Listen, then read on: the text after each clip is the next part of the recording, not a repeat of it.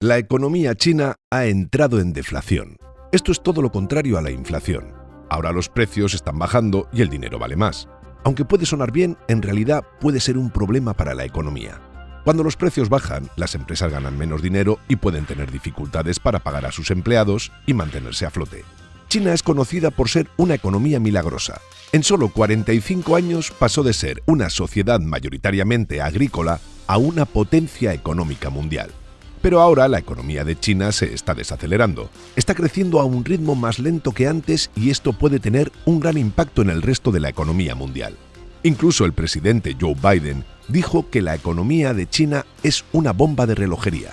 Pero aunque la economía de China se está desacelerando, todavía está creciendo. En la primera mitad de 2023 creció un 5,5%.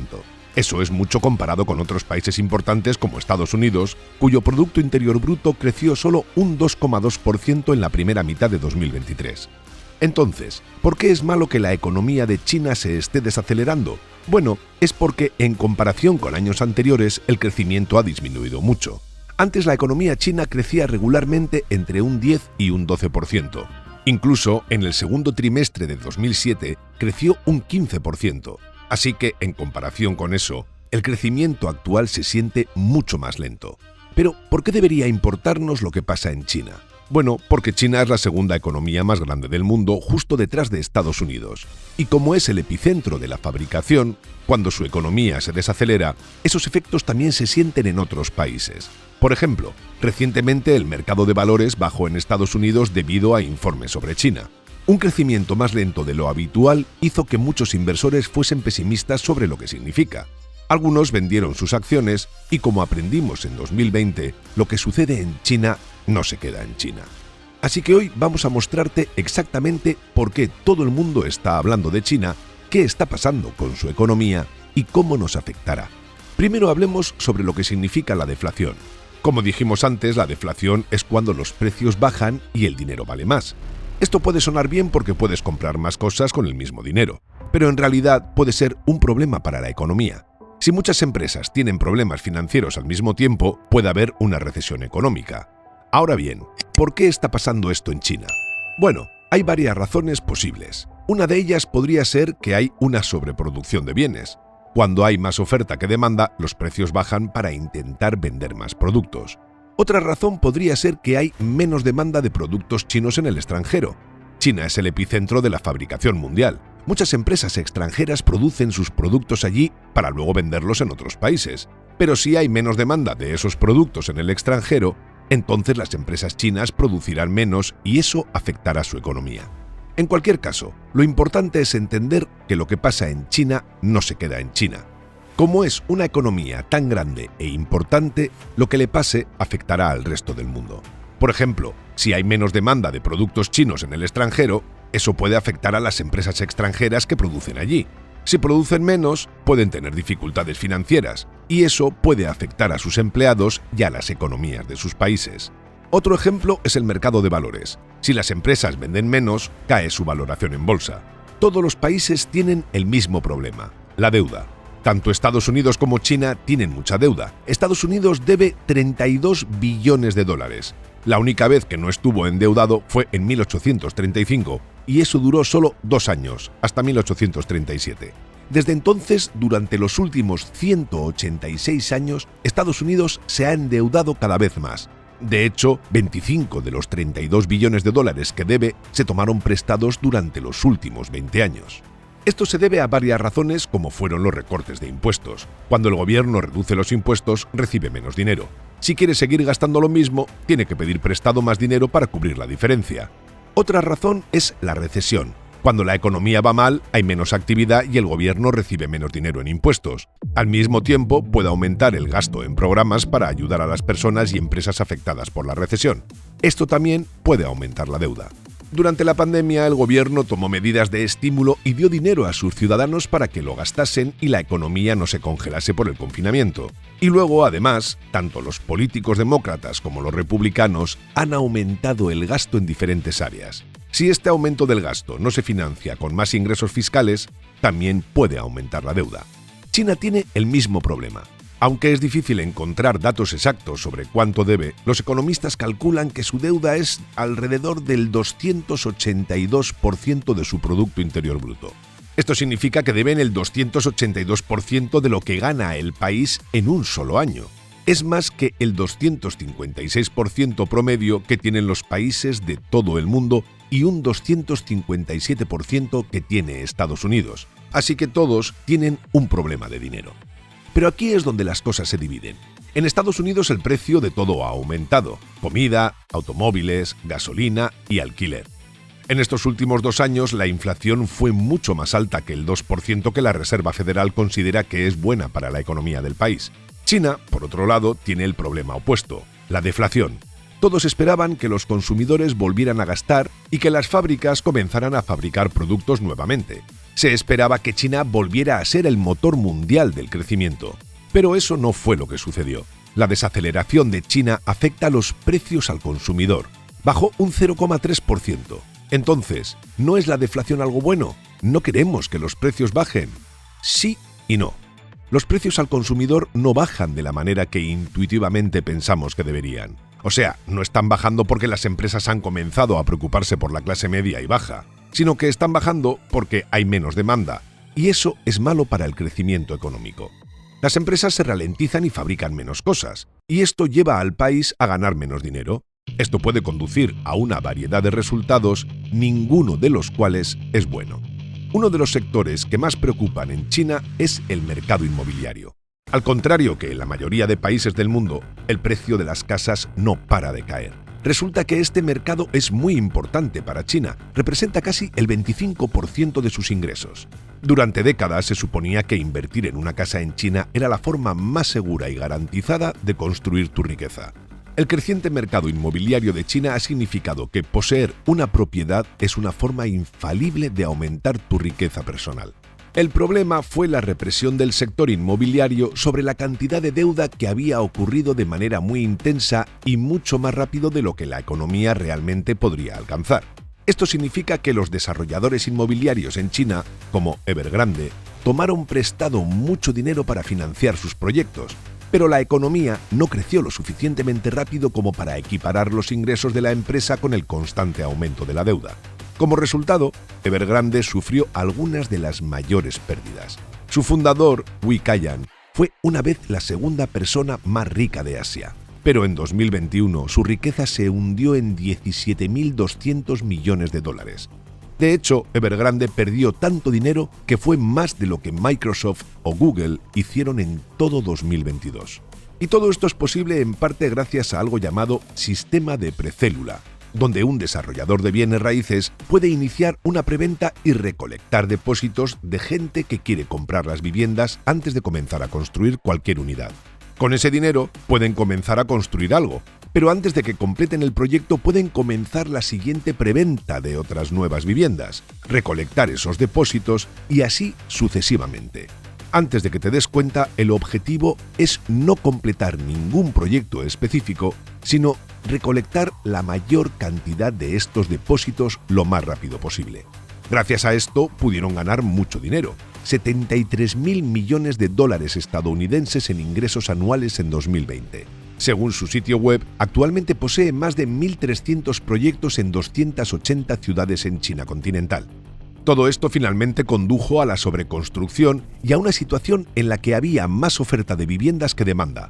Esto ejerció tanta presión sobre las finanzas de las personas que el gobierno chino tuvo que intervenir y poner un límite a los préstamos de las personas. Dado que no fluía dinero nuevo en Evergrande, complejos incumplidos se convirtieron en pueblos fantasmas. Los residentes organizaron boicots hipotecarios, lo que significa que se negaron a pagar sus hipotecas debido a retrasos en la construcción de sus viviendas. Una pandemia sacudió la economía global y la crisis expuso las vulnerabilidades económicas del sector inmobiliario en China.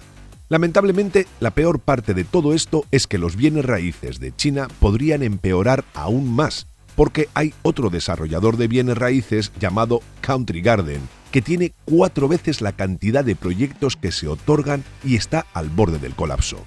Tienen 30 días para evitar el incumplimiento oficial, lo que significa que si no pueden cumplir con sus obligaciones financieras, podrían enfrentar consecuencias legales y financieras graves. Esto pondría la crisis de bienes raíces de China en un nivel completamente nuevo. Los valores de las propiedades ya están cayendo y la gente quiere vender y salir de sus inversiones. Otra gran razón por la cual la economía de China realmente se está desacelerando es porque la cantidad de población está comenzando a revertirse. El aumento de la población de China ha sido una ventaja económica para su mano de obra, pero ese número ahora está cayendo rápidamente.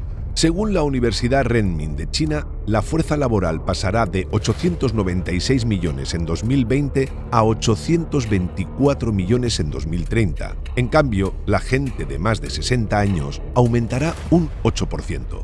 Esto significa que no hay tanta gente que se inicia en el mercado de la vivienda, por lo que la demanda es débil. Primero, la población se está enfermando.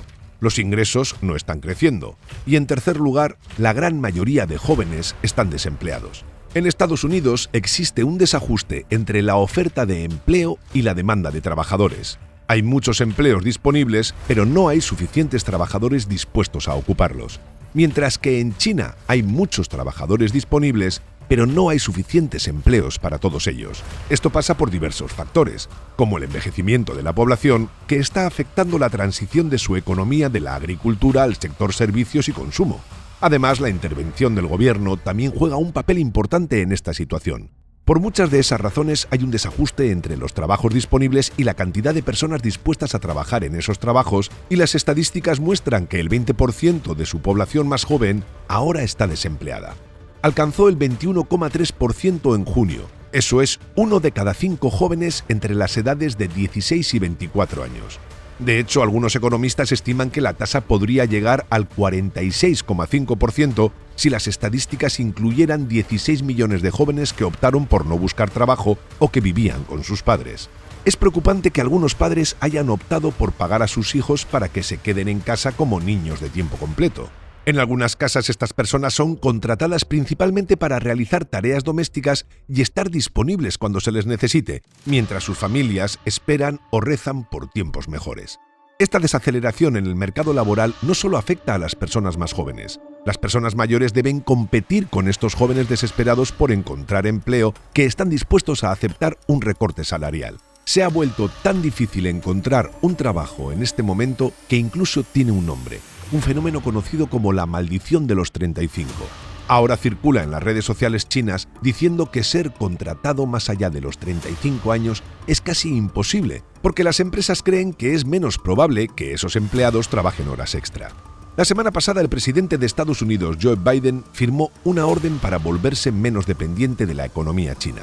Esta orden, que entrará en vigor el próximo año, prohíbe que las empresas estadounidenses inviertan dinero en sectores clave como los chips, la computación cuántica y ciertas compañías de inteligencia artificial.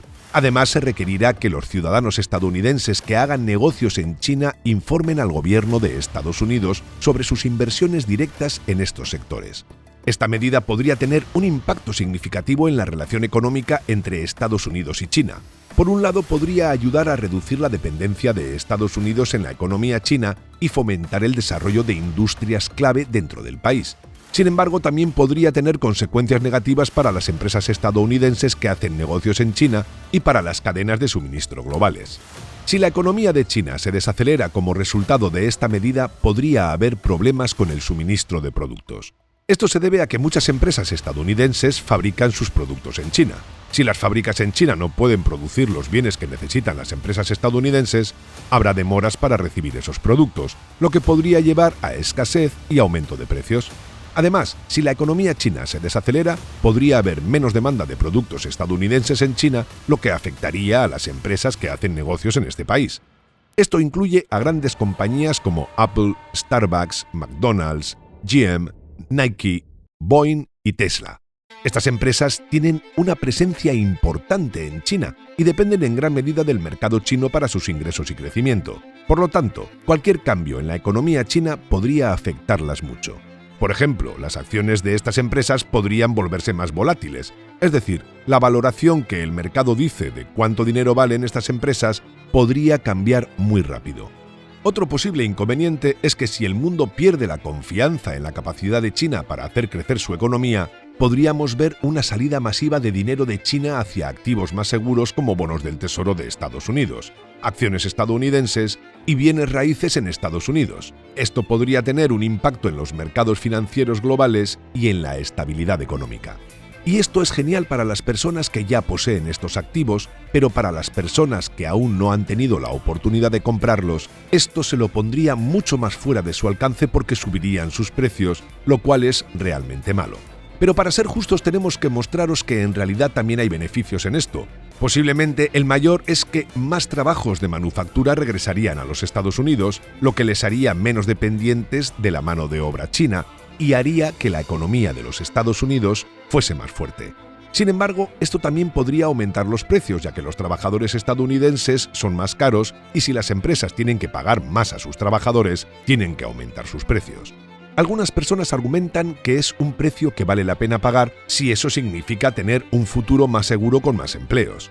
Sin embargo, la desventaja de hacer esto es que podría acelerar la automatización porque las empresas se apresurarían a reducir esos costos para poder seguir siendo competitivos en el mercado global. Esto significa que tendrían que aumentar la automatización y reemplazar a los trabajadores con robots e inteligencia artificial, por lo que a largo plazo podría ser malo.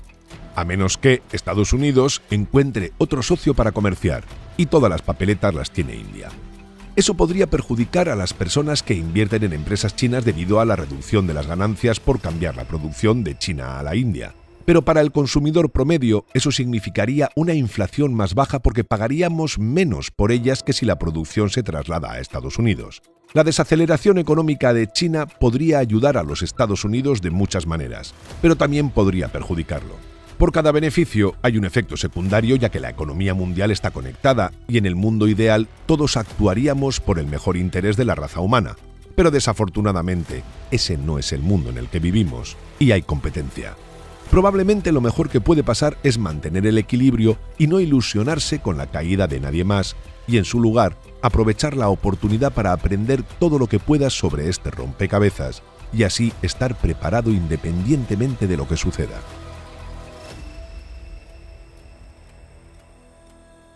Esperamos que te haya gustado el vídeo. Si es así, nos ayudaría muchísimo que nos dejases un comentario, ya que la red neuronal de YouTube esto lo valora muchísimo y así recomienda nuestros vídeos a más gente. Le dieses a like y actives la campanita para que te llegue una notificación cuando subamos nuestro próximo vídeo. Así que nos vemos en él. Un saludo.